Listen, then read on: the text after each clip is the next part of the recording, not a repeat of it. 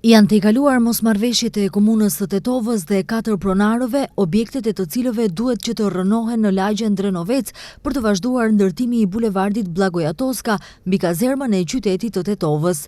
Lajmi është bërë i ditur nga komuna e Tetovës, prej nga thonë se tashmë kryetari i komunës Bilal Kasami ka dhënë urdhëresë për rënimin e objekteve. Sipas komunës, rruga pritet që të përfundojë në muajin korrik. Kemi mirë se kemi arritur marrëveshje me gjitha palët, që janë pjesë e asaj rruge. Kryetari i komunës do të jap urdhëresë kompanisë kontraktuar që të menjanohen gjitha objektet e cilat janë pjesë e bulevardit Blagoja Toska te kazerma.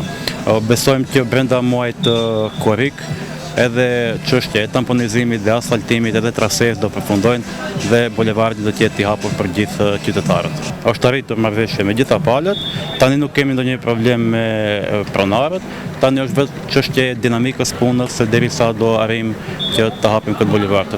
Ashtu siç thash, besoj se brenda muajit korrik do arrijmë të hapim bulevardin Blagoja Toska te kazerma.